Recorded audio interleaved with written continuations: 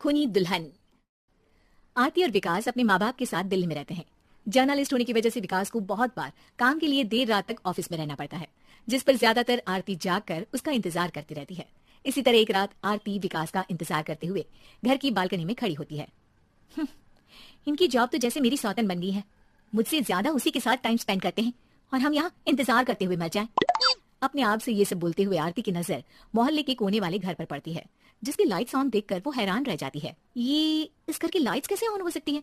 यहाँ तो सालों से कोई नहीं रहता। वो ये सोच ही रही होती है कि तभी उसे घर की खिड़की पर औरत की परछाई के साथ लाल चुन्नी दिखाई देती है, जिसे देख आरती डर से चिल्लाने लगती है। भूत! कोने वाले घर में भूत है! आरती की आवाज सुन उसके घर वालों के साथ मोहल्ले के लोग भी अपनी बालकनी में निकल आते हैं। अरे क्या हुआ? आधी रात में बावरों की तरह क्यों चिल्ला रही है? भूत! वहाँ भूत है! आरती की बात से सब उस घर की तरफ देखने लगते हैं, लेकिन वहाँ कुछ नहीं होता। भाभी जी, लगता है आपने सपना देखा होगा। मैं बालकनी में खड़ी होकर सोऊंगी क्या? बता रही हूँ, अपनी आंखों से देखा है। घर की लाइट्स ऑन थी और वहाँ किसी का साया भी था। अरे तुम अक्सर विकास भैया के इंतजार में देर रात तक जागती हो ना, क्या पता नींद पूरी नहीं होने की वजह से कोई भ्रम हुआ हो।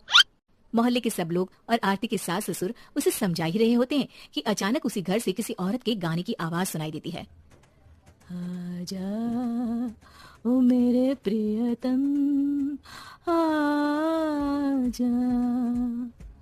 आवाज सुन सब हैरानी और कंफ्यूजन से उस घर की तरफ देखने लगते हैं कि तभी उन्हें लाल जोड़े में औरत का साया वहां दिखता है, जिसे देख पूरा मोहल्ला सकते में आ जाता है।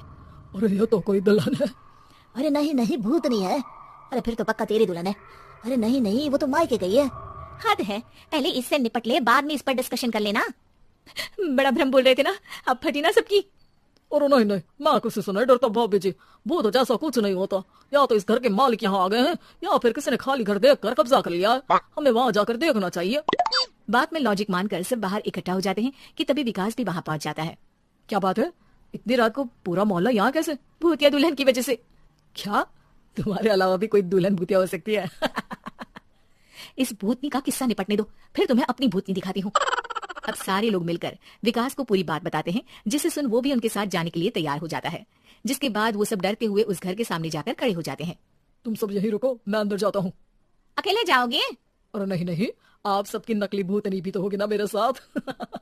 कैसा मजाक कर रहा है यार। रुक, मैं चलता हूँ साथ में। क्या मैं चलता हूँ? ये क्या गोवा घूमने जा रहे हैं जो मैं भी साथ चलता हूँ? कहीं नहीं जाओगे तुम, यहीं मेरे पास खड़े रहो। बहू सिचुएशन समझो। हाँ, घर जाकर सुना लेना। हे भगवान, मम्मी तुम किसकी मम्मी हो? ओ, इन्हें सब कुछ अभी करना है क्या? नहीं, यहाँ पंचायत बैठा देते हैं आपके परिवार के लिए। इस पर मामला शांत करके अब वो लोग इधर उधर से घर के अंदर झांकने की कोशिश करते हैं। उन्हें घर के अंदर लाल जोड़ा, सिंदूर और मंगलसूत्र के साथ चारों तरफ खून बिखरा हुआ दिखता है। इसे देखकर सबकी हवाइयां उड़ जाती है। भाई ये सब क्या है? अब तो मुझे भी डर लग रहा है। आ गए मरने, अब तुम्हें मुझसे कौन बचाएगा? उस नजारे के साथ सोने पर सुहागे की तरफ भूतनी की आवाज सुन वो सब तुरंत वहां से भाग खड़े होते हैं। ये सब क्या था? अब क्या करेंगे? हमारे मोहल्ले में भूतनी आ गई जो सबको मारना चाहती है। ओ भाभी जी, मैं फिर बोल रहा हूँ, भूतनी जैसा कुछ नहीं होता। मुझे तो पक्का यकीन है कि यहाँ किसी गलत इंसान